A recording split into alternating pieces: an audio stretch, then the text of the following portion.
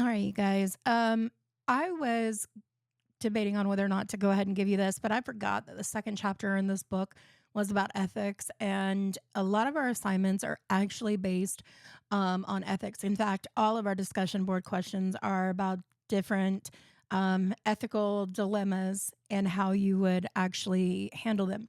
So I'm going to go ahead and give you the lecture on when we do class. I will go ahead and go over the syllabus and stuff with you, answer any questions for anyone who might have any, but I digress. Let's get started. So this class is about a very emotionally charged area of legal practice, okay?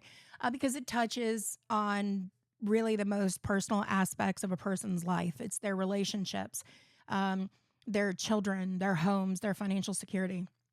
And because of this, it is an area of law that is constantly evolving. It is reflecting like shifts in social values, technology, and even constitutional interpretation. So today, we're going to just kind of do an overview, not just of the statutes and the legal doctrines that shape family law, but kind of the more broad forces that are at play in this field. And we'll also talk about like the unique roles that paralegals play when it comes to serving, families through these types of transitions. So family law today looks very different than what it did even a few decades ago. Our society's understanding of family is more expansive and diverse than ever before. And it's no longer the traditional, nuclear family, the married mom, the married dad, the 2.4 biological children, that assumed norm. We now have blended families and single parents and same-sex parents and cohabitating couples. And we even have, grandparents as caregivers and, foster families and so much more. And the legal system is still adapting to those realities. And one of the continuing challenges is achieving true gender equality. So despite, legal reforms that have happened, gender bias still has influence over custody decisions, alimony awards, and even, assumptions when it comes to the parenting roles. Another thing that's changed is that federal involvement in family law has also grown, and particularly like in areas where it comes to child support enforcement and child custody jurisdiction. You have these, contractual like sides of these family relationships that have expanded. Like you've got more couples that are entering into prenuptial agreements and postnuptial agreements and, parenting agreements. All of these are common. You have science. It's reshaping family law. You've got DNA testing that has completely like transformed paternity, law. And you have assisted reproductive technology, and that's now raising these complex legal issues about parentage. You've got sexuality. It's become less regulated by the state. And that's thanks to the Supreme Court's decision that was affirming individual autonomy in intimate relationships. But family law cases are unique, and they are fundamentally different than a lot of other types of cases. So unlike like a standard, civil dispute, these cases involve these ongoing relationships between parents and children or former spouses or between like siblings. And you even have it like extended family.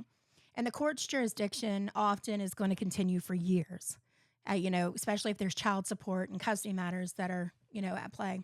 But clients in these family law cases are often experiencing a lot of, I was just going to say emotional distress, but it's intense. It's intense emotional distress. You've got, people who are grieving like the loss of a marriage, or they're struggling with traumas involving domestic violence, or they might even just be very fearful of the loss of custody.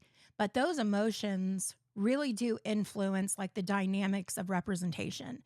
And it makes it essential for legal professionals to exercise both empathy and professionalism. Okay. And trust me, There's going to be a lot of moments where it's hard. But, family law outcomes impact not just the parties, it's impacting children who are particularly vulnerable. So, like the attorneys and paralegals that are dealing with these situations, they do have to be mindful of how legal strategies and decisions and just how they are handling these clients can affect the well being of these children and families as well. So, language reflects values. And in recent years, family law has consciously moved away from terms that stigmatize or inflame. So, we now use dissolution instead of divorce. We're emphasizing the legal ending of a status rather than some kind of personal failure. We use spousal support or maintenance instead of alimony. That's to focus on the fairness rather than outdated gender roles. We have parenting plans, and those have taken the place of custody and visitation. It's to encourage cooperative parenting. We no longer use terms like illegitimate or bastard, and instead we refer to those children as non-marital children. That's it's intended to recognize their full legal rights and their dignity. But one of the things that I will harp on a lot is that language does matter because it does shape how clients and courts and even the public think about family issues, actually any issue in the law. But the goal of modern family law is to foster respect and reduce conflict. Family law is an interdisciplinary field. At its core, it includes, marriage, divorce, custody, support, adoption, all of those things. But family law intersects with a lot of other areas of law. For example, criminal law often comes into play, particularly in cases that involve domestic violence or child abuse or parental kidnapping or parents who don't pay child support and they get a criminal contempt. Contract law also governs, prenuptial agreements, postnuptial agreements, your final decree, like when you get divorced and it has like your parenting plan and stuff like that. That's all contract law. You have real property and personal property. That's going to come into play if there's like a division of assets. You have business law if there is a family-owned business in the divorce. And it goes on and on. You've got constitutional rights to parent your children, all kinds of things. But you have to understand those intersections to serve the clients effectively, okay? So, for example, what may seem like a simple, custody case may actually involve restraining orders from a criminal court or complex property issues or even tax considerations, because that's a big one too. But, and that's one of the things, we'll talk about all of these things as we get further into the semester. But that broad kind of knowledge base is essential. So now I mentioned the constitutional right to parent your kids, but let's go a little bit deeper when it comes to constitutional law, because the Constitution has kind of profoundly shaped family law. One of the most important constitutional protections that we have is due process, and that is both procedural and substantive. Now, your procedural due process requires that there are fair procedures before the government can deprive a person of life, liberty, or property. So in family law, that means that before your parental rights are terminated or before like custody is changed, then the affected party is they have to receive notice and they have to have an opportunity to be heard. Okay. Now, the substantive due process rights are going to protect certain fundamental rights, such as like the right to marry or like the right to raise one's children or the right to remain or the right to privacy when it comes to, intimate matters. And government interference with those rights is subject to what's called strict scrutiny.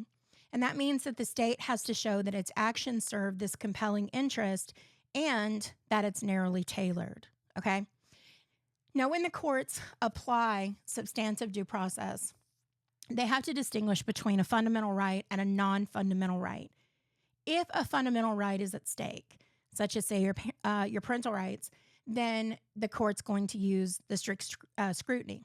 If it's not, it's going to be deemed, if it's not deemed fundamental, rather, then the state's actions are going to be evaluated under the rational basis test. But now, let me back up for a second. Most rights involving parenting and marriage and family autonomy, all of those have been recognized as fundamental, which gives clients very strong constitutional protections. So, and again, we'll talk about all of these in more detail as we go through. The other thing I want to add here in terms of constitutional law is equal protection. And equal protection requires that the law treat those that are similarly situated. I always struggle with that. Individuals the same way. Okay.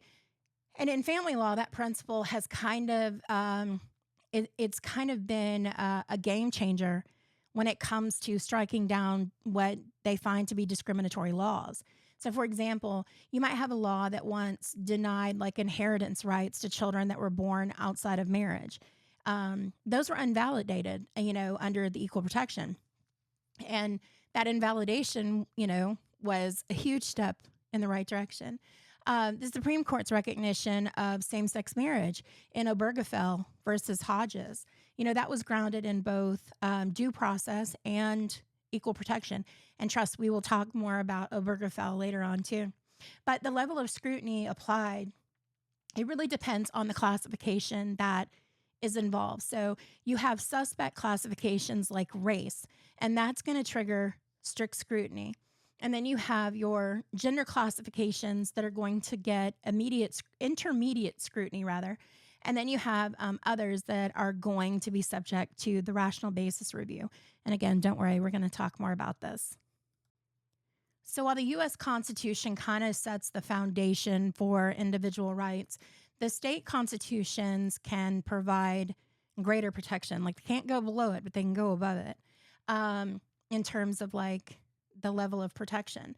So in family law, state courts sometimes interpret their constitutions to offer very broad privacy or equal protection rights than those that are recognized under federal law. So those kinds of things you have to be aware of, both on the federal and state constitutional standards, especially if you're assisting with like motions or legal research and things like that.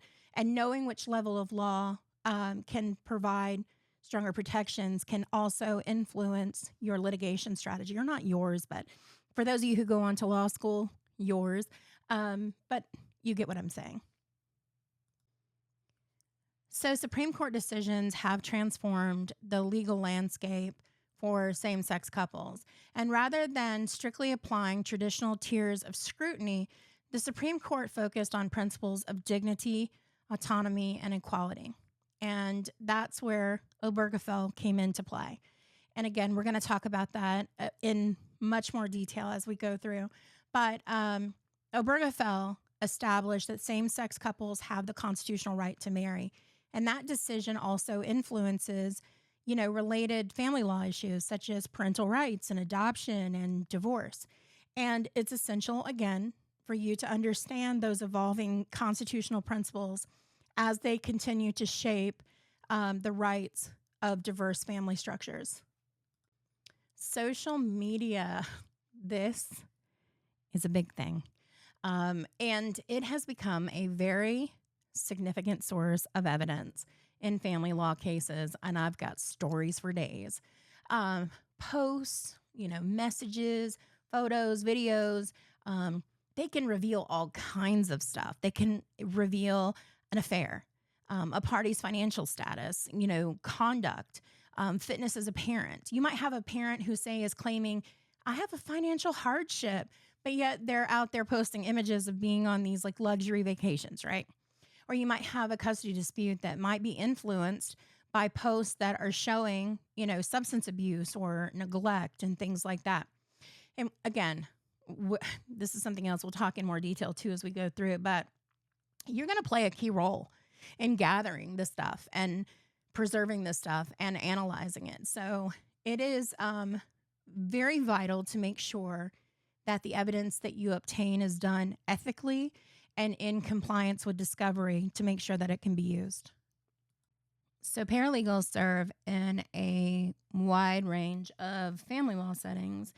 In private firms, they work under attorney supervision on divorce or custody or support cases, and some work in government agencies like child support enforcement. You also have organizations like CASA, which is the court appointed special advocates. And those are organizations that had advocacy coordinators, and they oversee volunteers who represent the best interest of children in abuse and neglect cases. You also have plenty that are freelancers, which I did for a long time, and they provide contract work to multiple firms. But regardless of the setting, paralegals have to maintain like the highest ethical standards and always clarify, their non-attorney status when they're interacting with the clients. Now let's talk about the danger of bias when working in cases like this. And that's because family law can often involve very sensitive and emotionally charged issues, whether it's domestic violence, substance abuse, mental health. You might have sexuality issues, even cultural differences. And so paralegals do have to be very vigilant in recognizing and managing their own biases. That's why if you pay attention to a lot of the assignments that I give you, no matter what area of law, a lot of them are about confronting some of those things. But it could be something like, personal beliefs about gender roles or parenting styles, relationship choices, all those things. Your beliefs on those things, they cannot influence your professional conduct at all. You have to always remember that every client deserves impartial and respectful service. And another thing too, just adding back in, because cultural competence and awareness, that those kinds of things do go a long way also. So just kind of maintaining that as well along in your self-awareness. I think it's very critical when understanding certain issues that might pop up. Sometimes it's really hard when I'm going through doing these and not deciding to like pop off and give like an example of something because family law is where I spent the bulk of my career. But I can tell you that the thing that took me out of family law, which I was not happy with it in general, I'll tell you that. But the one thing that made me want to leave it actually had to do with a divorce that ended up having a temporary restraining order. And in this case, man, having to sit there and detail out what had happened, I cried the whole time. I was sitting there typing those documents up because I had a little boy that was the same age as the mother's little boy.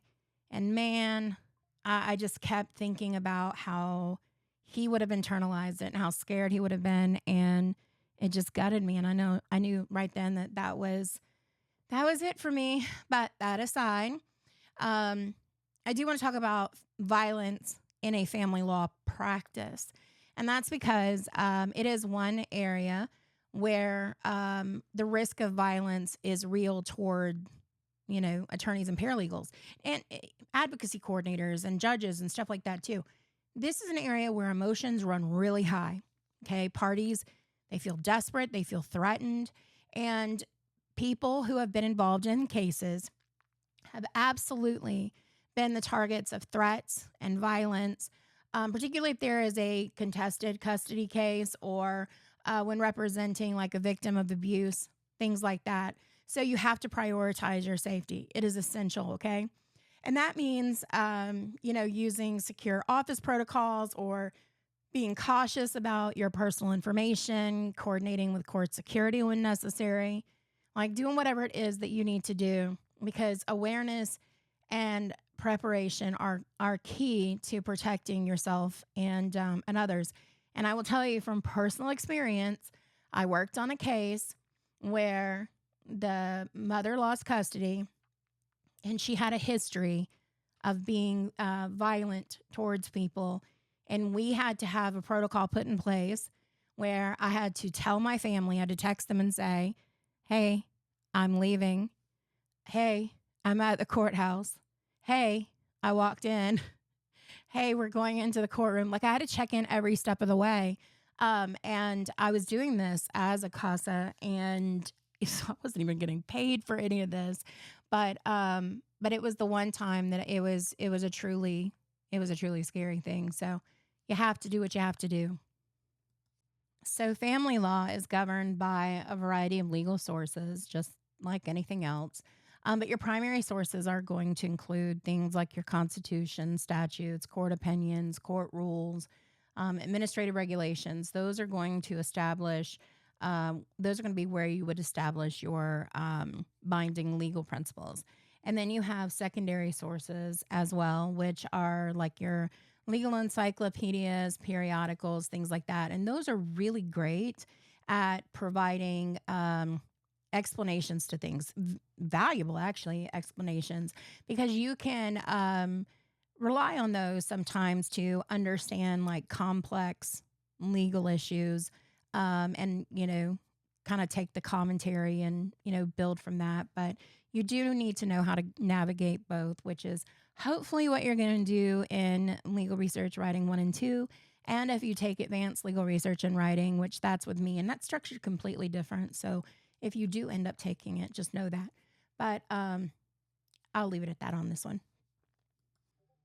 I will say that people tend to differ, but online sources like Wikipedia, it can be useful for like a starting point. Even law office websites that put out like blogs and stuff like that.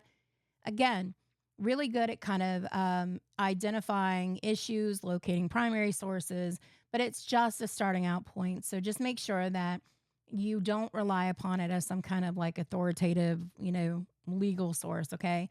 Always, always, always verify information against any kind of primary, legal sources. And that's because accuracy and reliability are the most important thing when it comes to legal research and drafting. Now, Google Scholar is a very valuable tool for accessing legal materials, and it's free. But you select the case law option, and users can use that to search for any kind of relevant, like judicial opinions. The articles option will provide access to like legal scholarship through like articles and yeah, but I will go ahead and warn you that a lot of them are only partially available. While you're in school, though, you should use Galileo to see what you can check out from there if you want to read something further. But you should become proficient in using Google Scholar and other databases. And that's because not everybody's going to be able to afford like Westlaw and LexisNexis. Each state is going to have its own body of family law. So paralegals are going to have to be thoroughly familiar with the statutes, the court rules that they are typically in, and any kind of case law that's governing family matters in the state.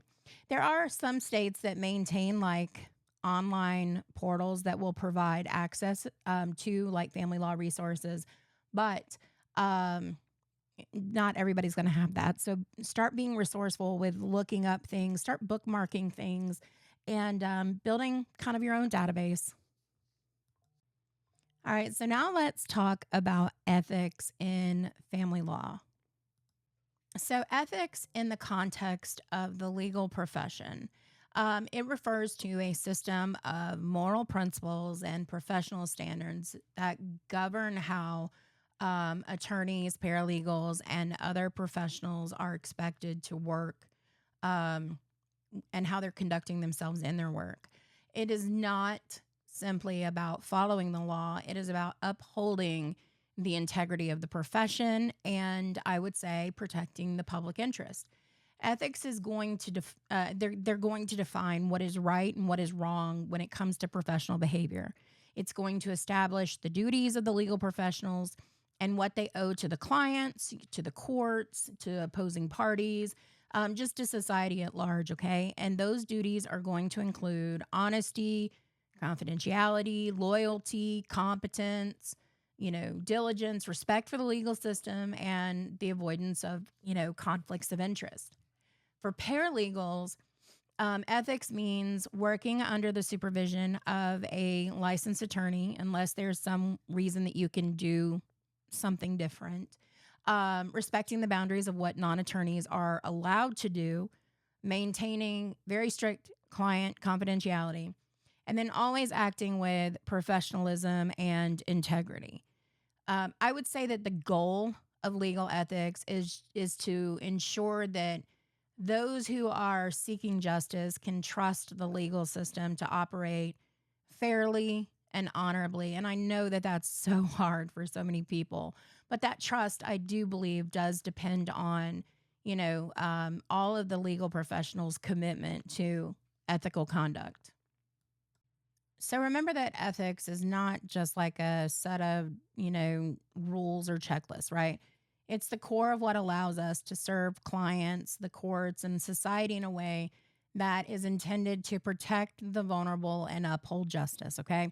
So, like in family law, ethical questions are going to arise a lot. You're dealing with human beings that are in crisis. You've got, you know, maybe have somebody who's terrified of abuse, or somebody's facing financial ruin. You have parents that are afraid of losing their children, and our clients are desperate, and they're emotional, and they're often at their very lowest point. And in that in that kind of an emotional environment, they're going to ask us, whether very subtly or very direct, to bend the rules. Okay. And they may not understand what the ethical lines actually are, but we have to understand them, and we have to hold those lines with integrity. But let's talk about what some of those lines are. The attorney client relationship. This typically begins when there is a formal agreement where the client signs a retainer agreement or some kind of an engagement letter, and representation starts. In family law, relationship can in other areas too, let me back up. But relationship can also come it can kind of come inadvertently, right? So if an attorney provides any kind of advice or guidance that leads the reasonable person to believe that the attorney is representing them, then an attorney-client relationship may be created even without a signed contract.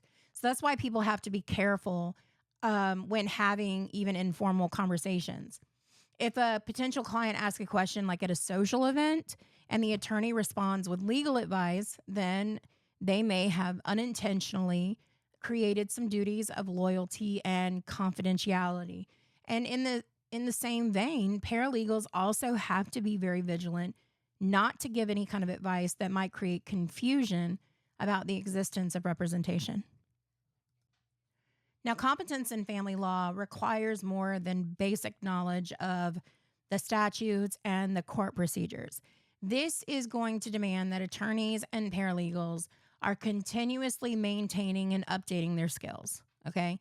That means that the understanding of current law, knowing local court practices, staying on top of like the emerging technology that's, now becoming essential, whether it's like document portals or e-filing systems or, child support calculations, like this is important. And if a paralegal like drafts a pleading using some kind of like outdated legal standard, or, fails to redact sensitive information from electronic documents, then that can result in harm to a client, or even malpractice liability. And in this profession, ignorance is never a defense to an ethical violation. Competence requires constant learning and preparation. And I can also tell you, too, that I know of a case recently where it was a Doe defendant. There were 50 Doe defendants in this case. If you don't know what a Doe defendant is, that means that you're making your lawsuit. You may not know everybody who needs to be sued, but you're sure that it's going to come out, right? So in this particular case, they sued 2 people, and then they had 50 Doe defendants. And that leaves it so that they can sue 50 other people if they want to.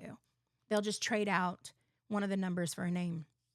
So anyhow, they were replying to one of the defendants' briefs. And in this case, they had to submit this cover sheet. And this cover sheet ended up having one of the Doe defendants, who had never been named in the documents at all. It ended up having her driver's license number, her full name, everything. And I was just like, oh my gosh, That is something else. Um, and of course, the court was like, well, we can't take it down once it's up. So I'm not sure how that's going to end up working out in the end, but they're in the process of suing over that. But I digress. But when an attorney or a paralegal, when they act in a way that falls below the standard of care that's owed to a client, they may not be, liable for an ethical violation, but of malpractice, legal malpractice. And in family law, the consequences of malpractice can be devastating. So if you have an attorney who misses a deadline for filing a custody appeal, or you have a paralegal who mishandles the entry of a support order, or there's tons of things, but the client's rights can end up being permanently harmed. And malpractice in that field can end up resulting in financial loss. You can have people who lose parental rights. You can even have personal safety risks for clients. So there is a duty to act competently, and it's not something that's theoretical. This is about real human lives. So limited scope representation, or what would be considered unbundled services, this has become increasingly common in family law, okay? Especially where clients cannot afford full representation. And under this model, the attorney is going to agree to assist the client with specific tasks, such as preparing a motion or, coaching the client, right, for a hearing. But they don't represent the client in all aspects of the case. And this arrangement has to be very clearly explained to the client, and it has to be in writing so that the client understands exactly what the attorney is and is not doing. And there is an ethical risk here, that clients will not just misunderstand the limits of representation, assuming, let me back up. It's very likely that they will assume that they have full legal representation when they don't. But it's a huge problem. But paralegals especially have to be careful not to reinforce that misunderstanding through any kind of communications. Collaborative law is a specialized form of limited scope practice where attorneys are going to agree from the outset that they are only going to assist the parties in reaching a negotiated settlement. So if litigation becomes necessary, then the collaborative attorneys are going to withdraw and the parties are going to have to get new counsel. That model essentially is going to encourage cooperation. It's going to reduce adversarial conflict, but it does have some ethical risk if clients, again, don't fully understand those limitations. Clients have to be very explicitly informed that their attorney will not represent them in the event that the negotiations fail. And again, paralegals have to be cautious not to create some sort of client confusion about that limitation. So fees are another finicky thing. Family law attorneys, they charge fees that are let me back up. Family law attorneys they have to charge fees that are reasonable under the circumstances. It does not mean that they always will. It is considered unethical, though, to charge a fee that is considered, excessive or unconscionable. Certain types of fees, such as contingency fees, those are based on those are typically used in personal injury, where you don't pay anything up front. They take a percentage of it. It's usually, I think, 33%. But using that in family law based on the outcome of a divorce or custody or a property division, this is strictly prohibited. Okay. And the rationale behind this is that family law outcomes should not be driven by any kind of financial incentive for the attorney. Okay. So contingency fees can be permitted in some cases, if it is to collect on back child support, but otherwise they're completely off limits. And paralegals can never, ever negotiate fees or accept client payments directly, because that's going to violate the ethical rules that are governing the fee arrangements. It is unethical also for attorneys or paralegals to pay for client referrals.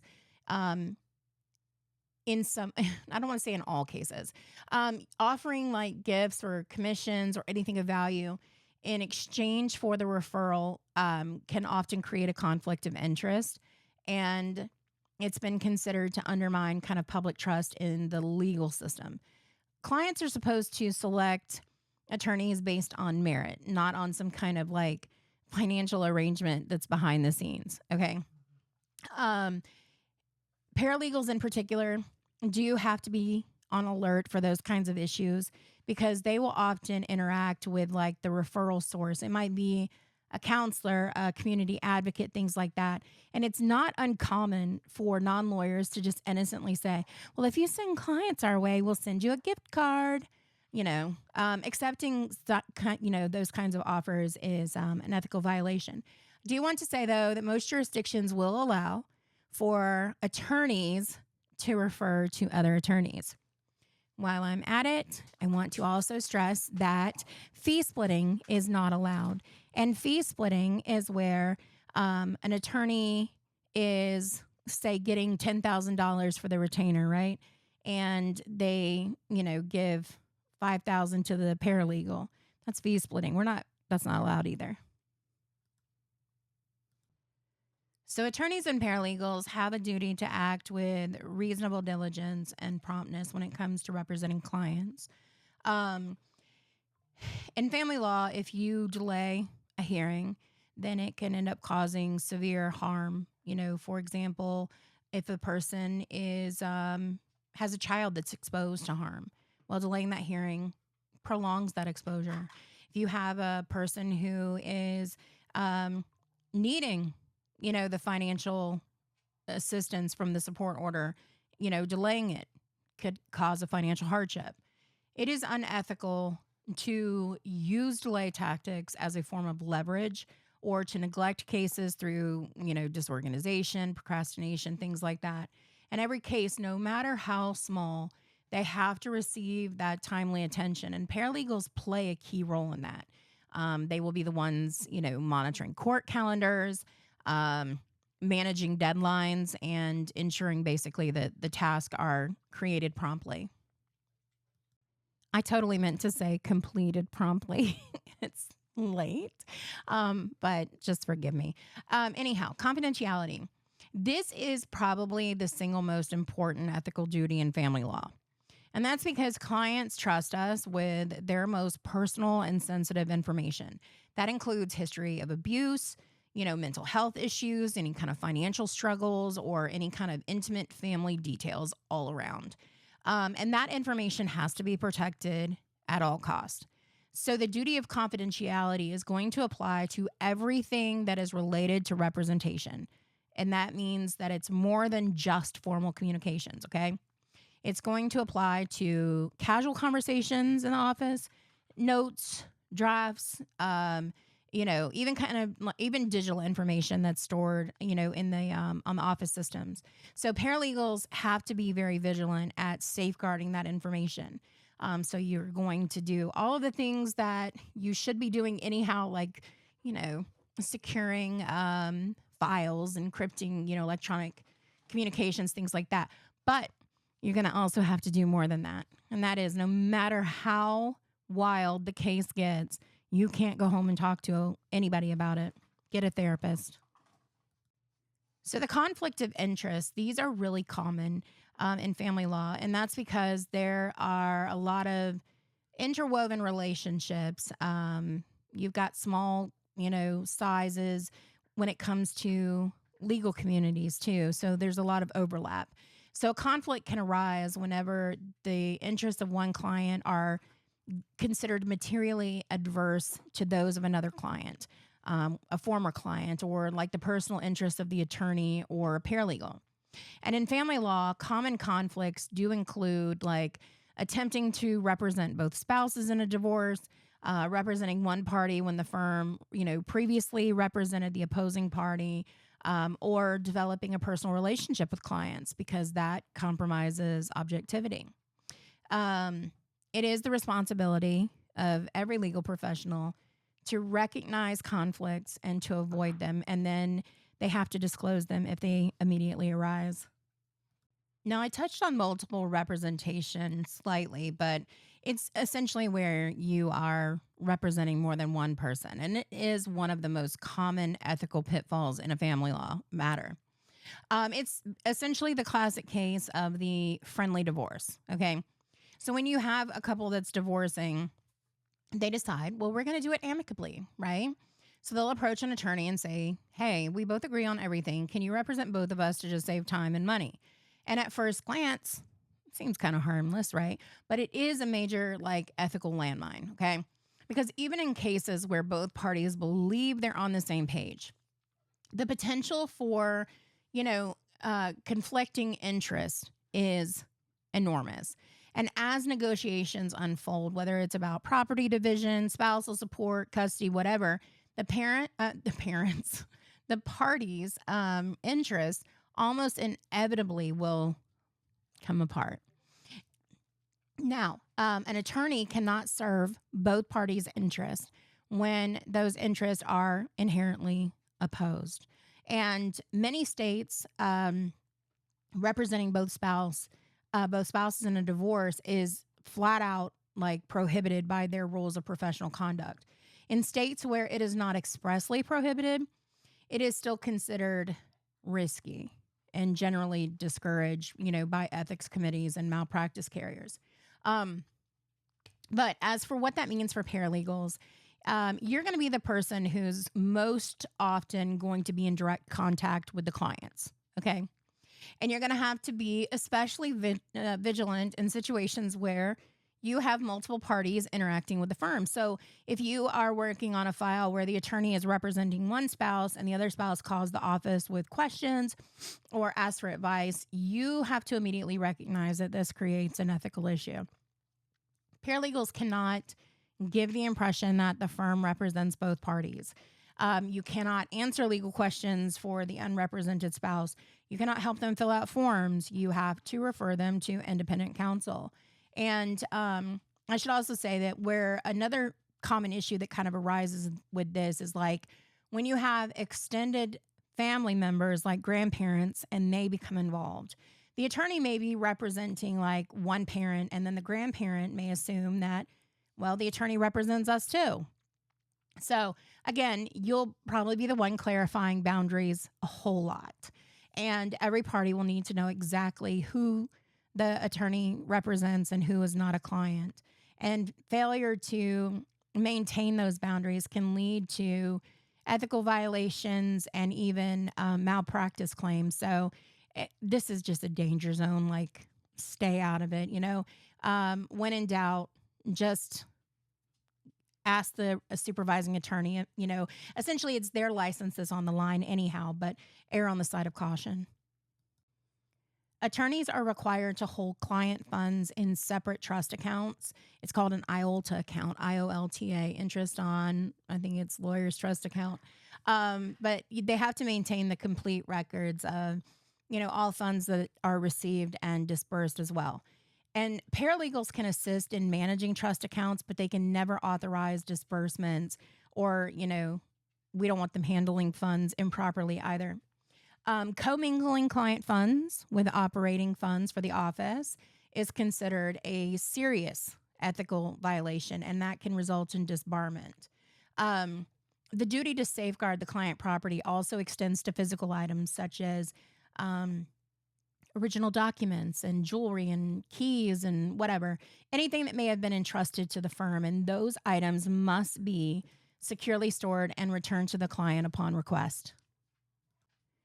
The anti-contact rule, it's going to prohibit legal professionals from communicating directly with an opposing party who is represented by counsel. All communications have to go through the opposing party. So if a paralegal contacts an opposing party directly, even for something that's very harmless like scheduling, it could be an ethical violation. If the opposing party is unrepresented, then the paralegal must be extremely careful to not suggest that they are neutral or to give any kind of legal advice. The only permissible advice is to suggest that the other person obtain legal counsel. Now, in certain circumstances, attorneys may be ethically required to withdraw from representation. For example, if like continuing representation would result in a violation of law or ethical rules or something like that, or if the client engages in conduct that makes effective representation impossible, paralegals have to respect the attorney's decision to withdraw, and they have to avoid taking any actions that are going to interfere with proper withdrawal procedures. Remember, again, at the end of the day, it's their license that is on the line. But the withdrawal procedures do include, ensuring that the client gets required notices and property and files are returned. It is unethical for any legal professional to knowingly offer false evidence or to make false statements to a court. If an attorney or a paralegal later discovers that a material statement was false, they have an obligation to correct it. And that duty arises not only from the professional rules, but from the fundamental principle of justice must be based on truth. In family law, where cases will often turn on disputed facts, such as like a parent's fitness or like a party's income, presenting false evidence can cause immense harm to children and families. So it's essential that, the attorneys and the paralegals maintain absolute honesty with the court. Misconduct is going to encompass a broad range of behaviors, and that's going to include, dishonesty, fraud, deceit, misrepresentation, interference, with the administration of justice. In family law, examples of misconduct might be like coaching a client to lie on the stand, fabricating evidence, or like intentionally misleading the opposing party. So paralegals should be kind of alert to situations where, clients might urge them to engage in some misconduct, like, come on, for the sake of the children, or because the other side's lying, it's okay. So again, no matter how sympathetic the client situation is, engaging in that misconduct is never justified. One of the most, I think, misunderstood but absolutely critical ethical duties in legal practice is the duty to disclose contrary authority. Many students assume that a lawyer's job is simply to argue whatever helps their clients and ignore anything that doesn't. But the legal system doesn't actually work that way. As officers of the court, both attorneys and the paralegals working under their supervision have a duty of candor to the tribunal. And I know you're probably like, what does that mean in practice? If you know of some sort of controlling legal authority, for example, like a binding decision from your state's highest court, or like a controlling statute, that is it's like directly contrary to your client's position, and that opposing counsel has not brought it to the court's attention, your side is ethically required to disclose that authority to the court. The court is entitled to have the full picture of the law, not a one-sided presentation. So the integrity of the legal system essentially depends on it. And judges rely on the attorneys before them to present like the strengths and weaknesses of their arguments so that they can make decisions that are legally correct and just. For paralegals, the duty means that when conducting research, you must be thorough and honest. If you come across a case that contradicts your client's position, you cannot just simply hide it or like fail to tell the attorney. You have to bring it to the attorney's attention so that it can be properly addressed. In family law, that duty is especially important because judges often have considerable discretion, and the law is constantly evolving too. And you might be arguing for some sort of new, like, novel custody arrangement, or, seeking a modification of support based on some sort of unusual facts. So if controlling authority stands against your position, the ethical path is to acknowledge that authority and then argue why your case should be distinguished from it, and or I guess why the case or why the law itself should evolve. Failing to disclose this type of thing is an ethical violation. It can lead to sanctions. damage professional reputation, even worse, depending on the jurisdiction. But the duty to be truthful with the court, it does come before any duty to win the case. And that is truly one of the hallmarks of professionalism. With the rise of social media, it has created a whole new mess of ethical dangers. It is unethical to create fake profiles or to use deception to gain access to an opposing party's social media content. For example, a paralegal cannot create a fake Facebook profile and send a friend request to an opposing party to gather evidence for a custody case. All right. That kind of conduct violates those ethical rules regarding, honesty and respect for the rights of third parties. Social media evidence, it has to be obtained through lawful and ethical means, which is typically done through discovery requests or public information. It does not mean you can't go like trolling through what's public, though, looking around. So, notarization does carry legal significance, and paralegals who are also notaries have to comply strictly with those notary laws. It is unethical and illegal to notarize a document without witnessing the signer's signature. For example, if a client drops off a document and asks the paralegal to notarize it later, the paralegal has to refuse because notarizing without proper witnessing undermines the integrity of the legal system, and it can result in criminal penalties. So attorneys and paralegals both must not engage in any kind of prohibited solicitation of clients. In person, live telephone, real time, like electronic solicitation, those are generally prohibited when it is motivated by the prospect of financial gain. There are exceptions, though, such as like communications with family members or like close personal friends, former clients, things like that. The general rule is that solicitation has to be carefully regulated to prevent undue influence or exploitation of vulnerable individuals. And in family law, where you have people who are often in crisis, the potential for abusive solicitation is particularly high, which is why the rules are strict. Now, when it comes to advertising, attorneys can advertise their services, but the advertising has to be truthful, cannot be misleading, and it must comply with all ethical rules. Well, I should say all ethical rules that are applicable because not all might fit. But paralegals have to ensure that they do not participate in any kind of misleading advertising. They cannot misrepresent they cannot, well, it would be misrepresenting themselves, but they can't hold themselves out as attorneys in any kind of public materials or anything either. That includes online profiles, firm websites, and business cards. Transparency is going to be key. Now, one of the most important ethical rules for paralegals is they must always work under the direct supervision of a licensed attorney. So paralegals cannot practice law independently yet, although I do think they are the answer to the access gap.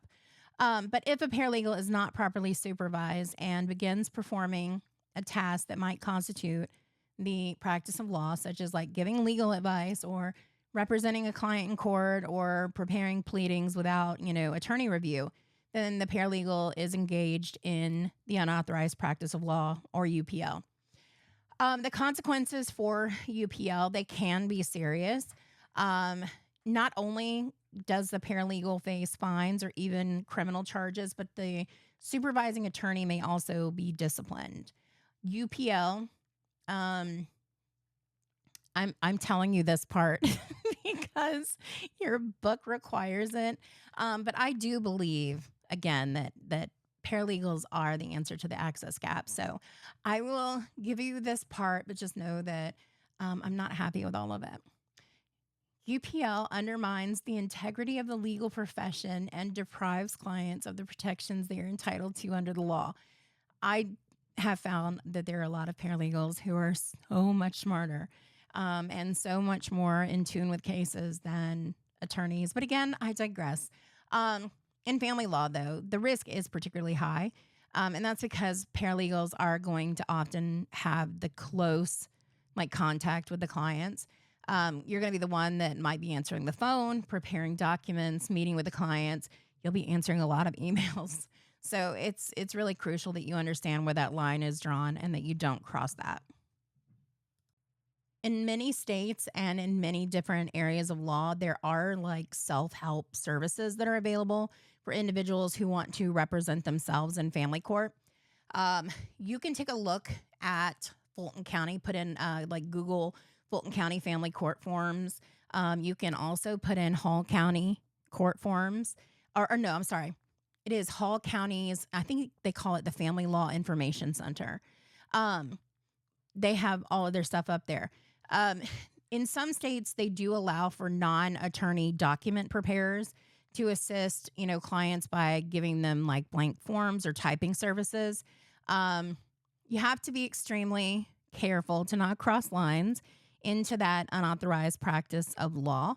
I can tell you that you still cannot give legal advice. Telling somebody what goes into a blank on a form could constitute as legal advice. They cannot select which forms the client should use. They cannot tell the client like how to fill out the forms or what they should say in their pleadings. It can't strategize like with the client about how to approach the case or anything.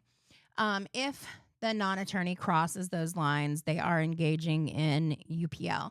And paralegals in law offices do have to be mindful of this because even when helping like pro se litigants or like assisting in a limited scope like setting, you can't step into the role of the attorney. So we're almost finished, I promise. Technology has brought opportunities, but also risk in family law practice because you have a lot of companies that now sell online interactive forms for family law matters. You might have a website that might allow a user to input information and to generate a completed divorce petition. If the company system involves any kind of human interaction, such as like a staff member, reviewing the user's answers, suggesting changes, offering advice, that crosses the line into unauthorized practice of law. In the same vein, if a paralegal in a firm is asked to help a client use such a system, then the paralegal has to be careful to not give any kind of legal advice unless supervised by the attorney. Automation is not a way to eliminate ethical boundaries. And the same rules are going to apply whether the services are delivered in person or online. And last but not least, let's talk about one of the most common ethical traps for paralegals. It is the temptation to give legal advice to friends and family members.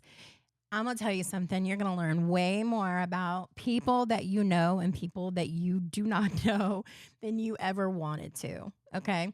And even if you are highly knowledgeable about family law, you cannot provide legal advice outside of the supervision of an attorney.